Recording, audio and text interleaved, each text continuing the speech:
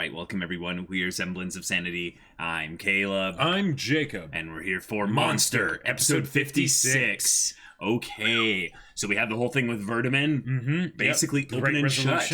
Yes, fantastic resolution. Hopefully you can find peace now. Yeah, and he was able to accept his father's being a spy and stuff. And help Tenma. Yeah, well, help Tenma, but I love the shot that they did of him looking at his son. Yes, and, you know, just real so like sweet. No words, but they didn't need words. Yeah. But yeah, so now it seems like we're going to be heading to the Red Rose Mansion because that seems to be the ultimatum that's been given. We don't know if Ava's actually there or not, or if she's alive.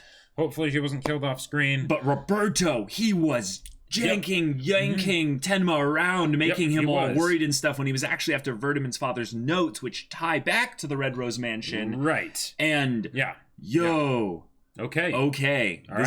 This is gonna be good. So y'all, without further ado, let's get into this. 午後、子供たち集まり朗読会。左に戦闘、右に風見鶏。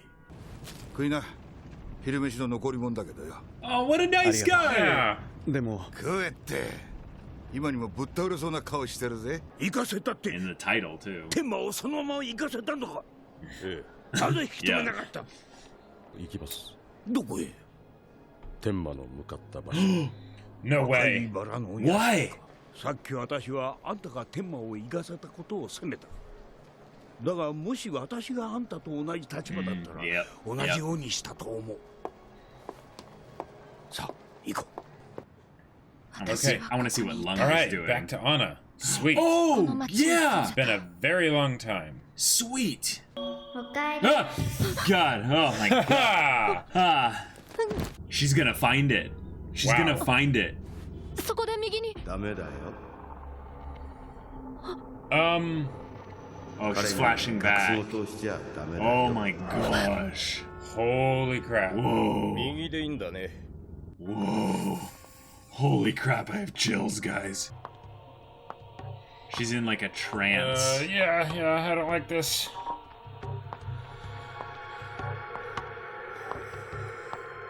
Man, Monster and its background music. Weather vane. Oh, and the spire. Oh.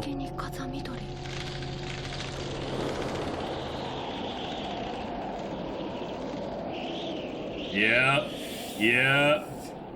She's gonna turn around and it's gonna be right behind her. Yeah. Oh, I knew it. Oh my gosh. Oh my god. Okay.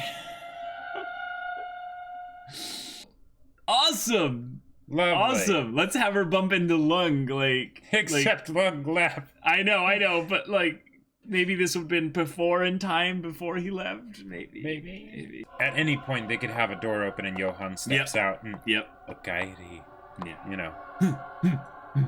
Okay. So Lung has been here. Yep. Oh, she's terrified. Oh, God.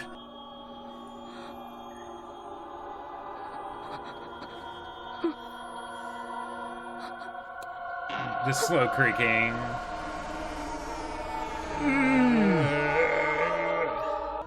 Oh.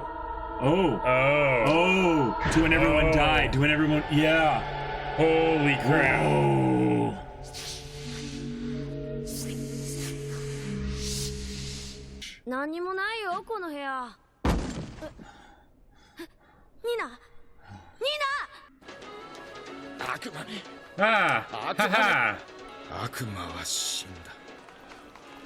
No one's watching his show. Is Monster he maybe does one of the kids? Oh, he could be one of the kids. Oh. Wait. That's Johan. Yeah. I love how the voice is different. Oh, wait, okay. No, okay. Okay, Dieter's there. Okay, Dieter. All right. You know. Or Dieter found him. Yeah. Oh. 3 months. I guess so that's what's been happening. Gotcha. Oh, crap. Dieter didn't find him. Oh, wonderful. He could be anyone. Crap. ずっとここにいていいから。 He might be one of the kids, actually. Because he seems like someone who's, like, past traumatized, you know? He's got this, like, nervousness about him. But I don't sense malevolence. But, yeah, the puppet thing is very creepy. Oh. Dang. すごい。この部屋で人形が生まれるのね。お客さんは全然いないんだけどね。悪魔の話なんだ。Wait. What? The children for the bed, the story. Well, yeah. He's one of continuing the story. 旅に出た悪魔が途中で死にかけるんだ。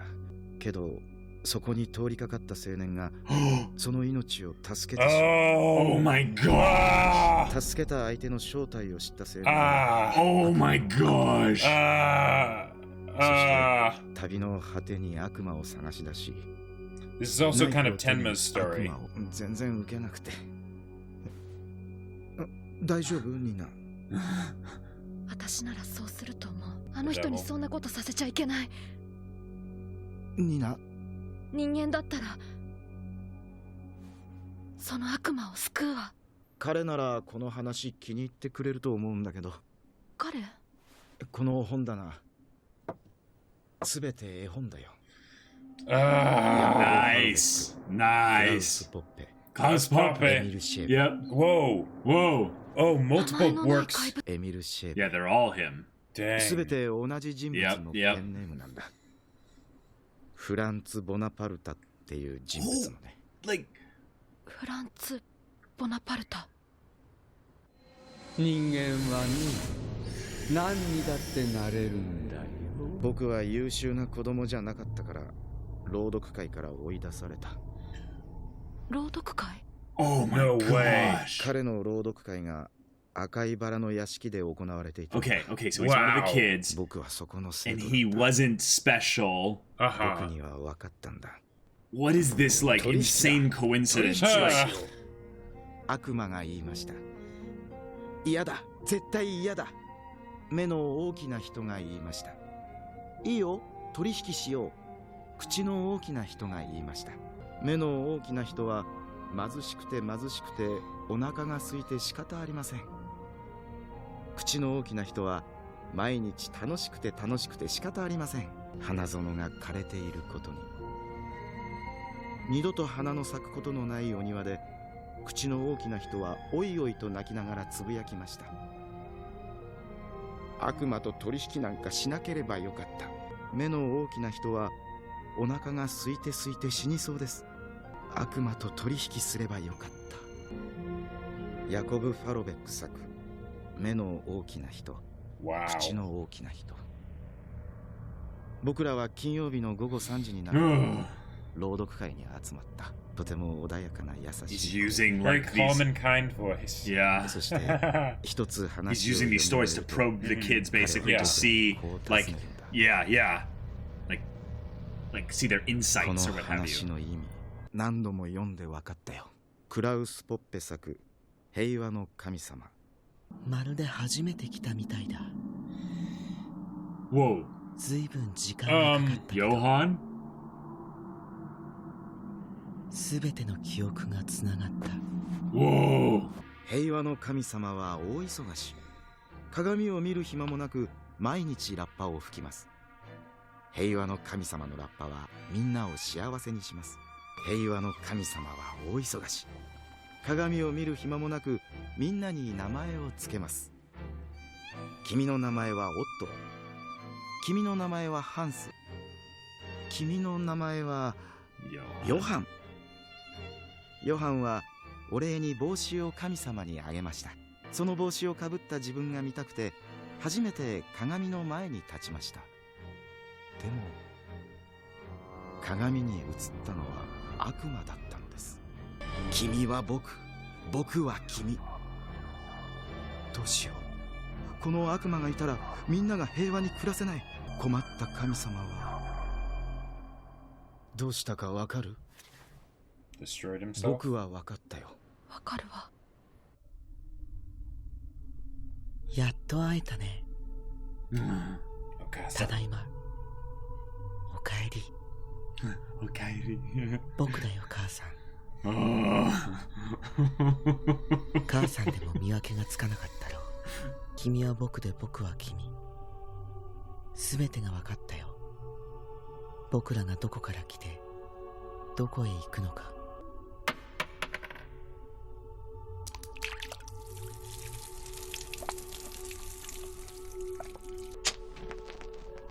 Okay. Let the past die. すべてを炎の中に。 Yeah. Thankfully, a lot of people have seen this. You know. Yeah. Lung already got the... Yep.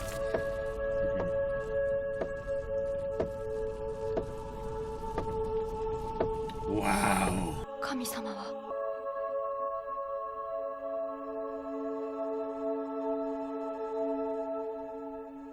眉間に Oh. Wow. Oh. Oh, yeah. Holy crap. 僕を撃てよ。 All right. Okay. Okay. All right. So, Yeah. okay, we got Anna back Yeah. and Johan on the same episode. Mm-hmm. And Dieter. And everything's going back to Prague. Yep, it certainly We're has. not finished there. Yep, and we're even going back in time to a few different things. Anna and Johan's backstory and time at the Red Rose Mansion. There's this new character, and then also the beginning of the show. Beginning of the show. The very beginning of the Anna show. Shot Johan. So because we've seen kind of we've heard essentially the whole kind of general stuff about that, that scene, but we haven't actually seen it. actually seen it, like Not having really. like the perfect perspective. All we got was I think we got something of Johan basically lifting his finger to his forehead, but that was it. Right. And with them going to basically, I assume, have Anna start to remember things finally. Yep. This has been kind of her whole arc, basically, to remember what her brother essentially blotted out of her mind, or she blotted out of her own mind for the sake of kind of being, free from that trauma. So if they're going into that, one of the immediate scary thoughts is that this is set up for Anna to die. But because they haven't had her reconvene with a lot of the main cast, it's the same kind of thing I think they were doing with Ava.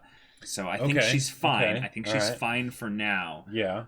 Because I think this is primarily for us as the audience just as much as it is for Anna/Nina. Okay, I can see that, yeah. And with them getting into the children's stories, I think there's almost a meta question being asked of, do we understand Johan a little bit better now? Do you understand why the monster came to be? I think they're not trying to paint Johan as a victim, though. I don't think this is some way to paint him in a light of him being an impressionable child or something. But, I mean, I would say in some ways he kind of was an impressionable child. Right. And he wasn't selected from birth necessarily. What I think is pretty cool here, they're potentially bringing up, is that they were looking for someone that would fit from among many. Yeah. And the sick thing about this Franz Bonaparte guy is basically, it seems like to me, he probably had such an understanding of who he was as a person, as a monster, if you will, that he basically created the necessary tools and functions that would call out another one of him and help create another one of him. Well, he certainly understood the concept of how children learn and develop and work, because the whole thing of using the children's stories and then basically saying, do you understand the story?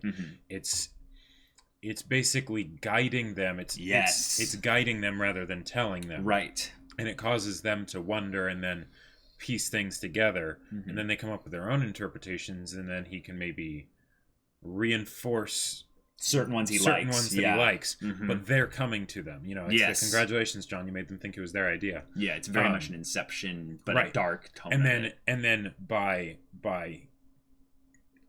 kicking out children that didn't reach conclusions he liked. Yep. That not conclusions he liked, but said that they'd say didn't understand. Right. Then there's this notion of, okay, there's potential wrong answers. We need to find out what's the right one, kind of a thing. And since the stories are so dark and whatnot, and because the stories guide them, you know, the stories definitely guide them. Yes. They're designed that way. I love that we got other stories. Yeah, those stories were. Oh boy. And the thing that's interesting about this is I think in some ways having crossover characters, like having a Johan that's, you know, within, you know, multiple narratives of the stories or what have you. It's almost like he's creating this shared universe where he was looking for a Johan maybe. Because Johan had the most active role in the God of Peace story. Did you notice that?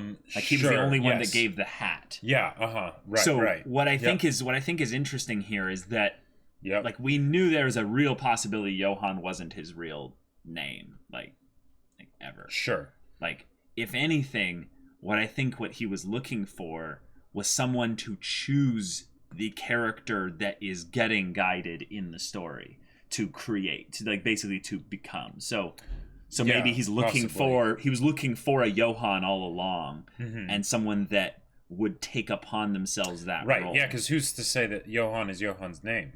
Like, names mean nothing. Yeah, just as much as his last name isn't necessarily Liebert. Like exactly. Like, yeah. Who cares about that? His name could be anything. Yep. If anything, this is more pointing at some of the psyche of Johan being someone who is maybe believing that they're the protagonists of their own story, because this is one of the things about archetypes is that if Johan sees this as some kind of archetypal kind of role that he's playing, he sees himself potentially as, you know, an aspect of being like mythic nearly, that there's something intrinsic about humanity that he's become or becoming. And since he embodies so much already of that, I would say somewhat mythic aspect of darkness, of humanity's potential for evil, of all of that, it really makes sense that a lot of the origins for this child, for this monster, would come from fantasy children's books. It's something that I've never seen before in storytelling, because one, it's some next level meta stuff of having stories within stories that inform the story, you know. Right. I mean that's been done, but like this is put to a whole nother level. This is put to a whole nother level. Where literally the person is built from the ground up using stories. It's genius, it's sadistic. I love that Franz Bonaparte is getting all this build up, because I'm assuming he's going to be dead. Like, there's no way he's survived, because I think the whole insinuation with Anna's flashbacks to the guy reaching for her, that's probably Franz Bonaparte. And the people that were all killed at the Red Rose Mansion were probably all poisoned or killed by Johan. Poison.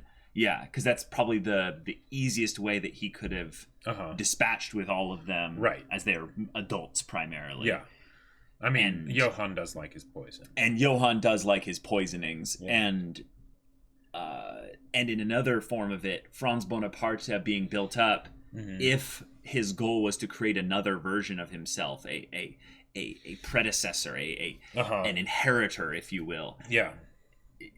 Franz Bonaparte buildup is Johan buildup. Right. Yep. So it all connects together, and it's chilling, y'all. Like this is some chilling dark stuff.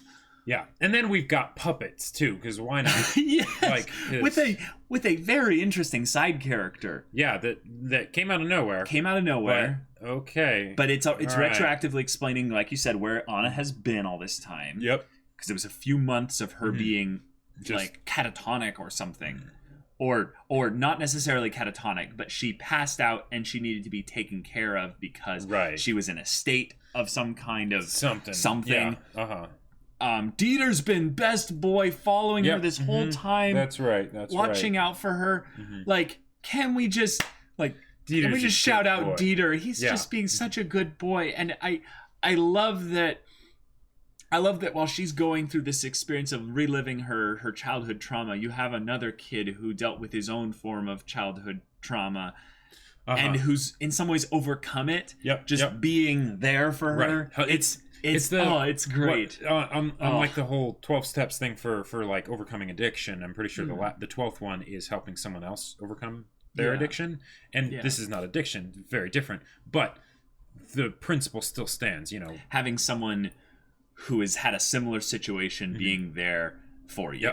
Exactly. That's amazing. And I don't think he's really someone that's going to be giving like that profound psychological help from a just being intellectual perspective, but like, just being there. Exactly. But yeah, this episode, I literally have a bit of a headache right now. Just because this episode was creepy. Yeah, this episode was really unnerving. They even did like the jump scare, because usually the monster and with Anna and everything, it'll be the, you know, the scares are coming, you know, and it's just like you know, and then it happens. But with this, we had like a it almost reminded me of like Doki Doki with just how it was just like, you know, normal stuff happening, and then all of a sudden you know. And the sound again, the sound design is so good. It's incredible. I mean, it's a monster, of course. But every time we flash back to what I assume is the Johan dressed up as a girl, image that messes with me, like because what I think it is saying is something really insidious, specifically about Anna. Anna is seeing a twisted version of herself. Right, just like the story with the mirror and everything. Yep. Yes. And thank you. I'm so glad you caught on to that too. Well, also how Johan was looking at the picture, and he was saying, if you were here right now, I don't think you'd be able to tell the difference between the two. You know? So then the idea of, you know, that Johan gives the hat to the, you know, to the god. Right. And then the god goes and looks in the mirror and it sees itself, but a monster. It's like, well, is it really seeing itself, you know? Right. And oh boy. Yeah. And then the whole thing with, you know, the whole idea of looking in your reflection and seeing a monster, if Anna, like, because there's the literal aspects of like, when they look like each other, it's hard to tell them apart, and no one really can. Right. But then there's the idea of Anna and what that must be like for her, because her own identity and stuff was probably all sorts of messed up, right? And then she sees and realizes that Johan's doing all these things, and it's probably hard to differentiate it from herself. So, wow. I still don't know what Johan's goal is. He's burning down the mansion, which is like, okay, cool. That's on brand for him. He has cleansed the last bit of memory related, I would say, thing for him other than Anna. In some ways, I think this is him burning all the bridges to his past, as he has been, you know, throughout the show. But this is one that he forgot about. So now that he's done this, right? But the thing is that was the one other than Anna. But now there's Tenma, now there's Lung, now there's, you know, the notes from Vertiman, and like there's all these other there's all these other things that are tied to people that are moving towards Prague right now. Wait, what is Lung doing again? He questioned Vertiman about and got the whole thing about you know, the fact that his father was a spy and things like that, and whatnot, and he was wanting his notes or something, but basically he was wanting to talk to Vertiman and be like, hey, you know, let's, you know, I need your help. I don't really care if your father was a spy, but, you know. Lung is on the whole trail thing of the Franz Bonaparte Red Rose Mansion kind of thing. He will eventually come back to Prague. The thing is that he's going to find that this whole thing was burned down because he knows where it is and everything. So one of the tricky things involved here is we have different characters at different points, I would say, not only in the story but in time, with regards to when certain things happened. We had a very cool linear aspect of the story, you know, kind of reinstated, because you were saying, like, okay, we're gonna find the wall busted down, and we did. So we now know where Anna fits in the whole timeline here, since it had been so long since we brought her back into things. Right. What I see really happening is the story being brought back to Prague, so that these characters can all basically start sharing notes, no pun intended, and have Johan's move essentially be, all right, now I have a whole bunch of you all in one place. I'm going to make my people all be prepared for when you do get here. And he's got a lot of people he can call upon. Like, that's the freaky thing, is that it's not that he has a lot of, like, named people necessarily he can call upon. But he could just have anybody. But he could have anybody. Yeah. But by extension, we have to assume in some way that, like, Ava, if she's not in trouble, she's, I don't know what's going on with Ava. Like what it seems like they could do. Is that if she's not in trouble, then she's really not in trouble, and she got away, like, scot-free. And Roberto is just, he left the letter specifically to mess with Tenma, because he knows Tenma will probably come anyway, even though they don't have any proof that Ava is with them. And Roberto's whole thing might have been just to scare her so that she would get out of this whole thing. Right, and then that's a way to bring Tenma back to the Red Rose Mansion. Because there's no way he could find Ava, Right, a bit roundabout, but, it checks out, kind of a thing. Do you think that Johan's goal, being now that he's essentially gotten the Red Rose Mansion down, is just going to be surrounding Anna?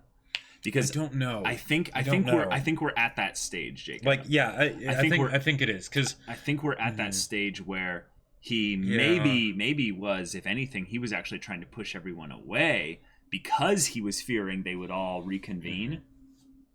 Sure. So he ends up getting them all back to Munich and stuff, and now he's got Anna all to himself, essentially.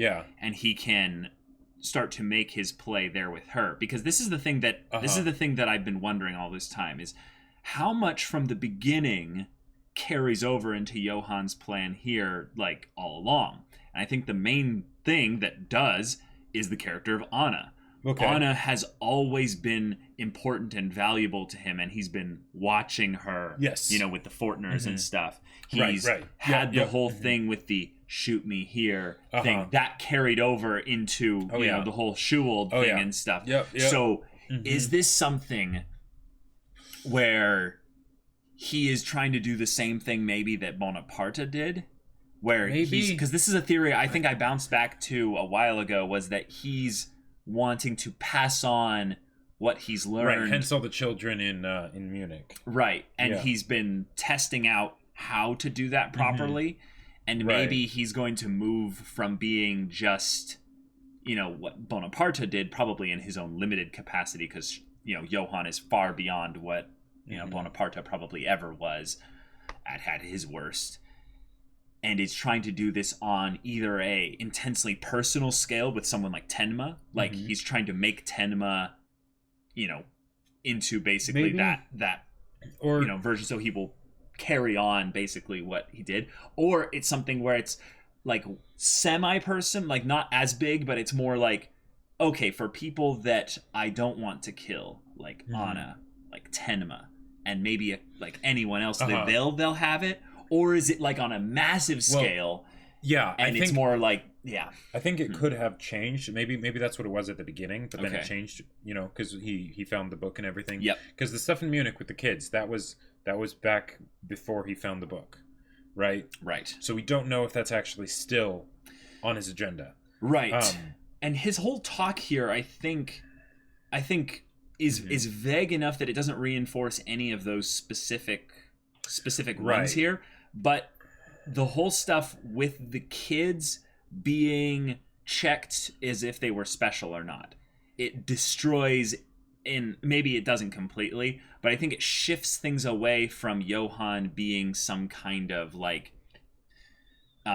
physically engineered and more socially engineered, if that makes sense. But then there's the fact that he's twins with Anna, so like what's the deal there? Because the thing is, the whole thing, like maybe was the whole... Anna brought in for readings? She had to, because she has these memories, right? So I don't know, because the way, because the way she talks about it is that Johan told her about what happened with the Red Rose Mansion, and I think it was the idea was that Johan got grabbed, she wasn't. Right. But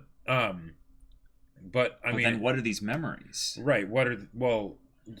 Right. See, that's the thing that's terrifying. And it's a bit confusing, but it's terrifying and it's weird. But then there's also the idea that it's okay.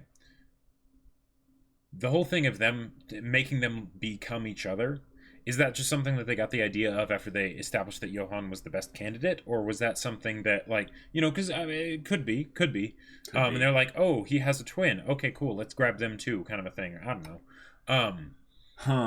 But I don't know. It's exciting to think about because Anna, I think, has so much more as a character to give. Yes. That what it gives me the hope for is that she's going to live quite a bit longer in the story. Right.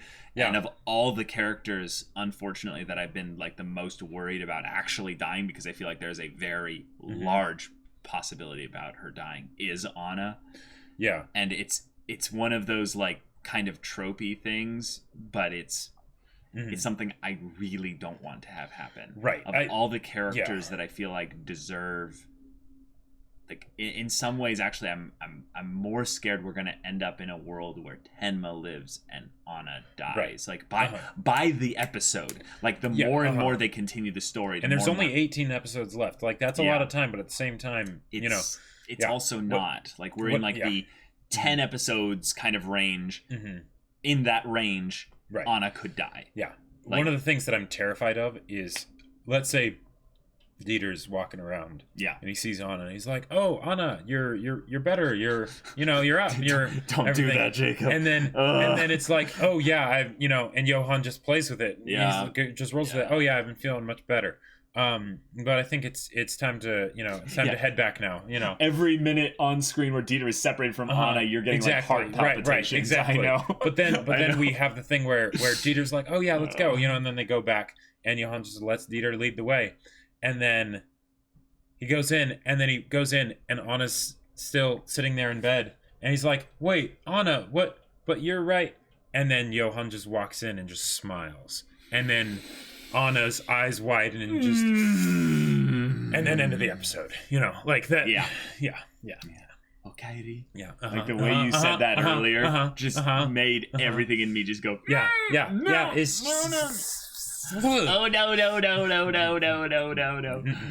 Okay, guys, this has been a fantastic episode, a really good episode. We finally got Anna. We finally got Johan. Yep. We have this new character with puppets and stuff, and being tied into the Red Rose Mansion as a child that originally was at the readings where Johan became probably the first step into Johan. Or to being Johan, yes. Yeah. So crazy stuff, y'all.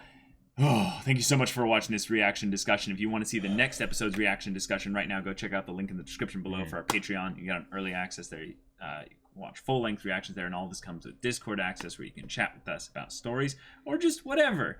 So yeah, and Jacob's going to promote something here real quick. Thank you for reminding me. So my sci-fi novel, Battle Lines, is available for pre-order. Link in a pinned comment down below. Go check it out. Get your own copy now, because it is very, very good. Yeah. Not to, toot my own horn, but it's good.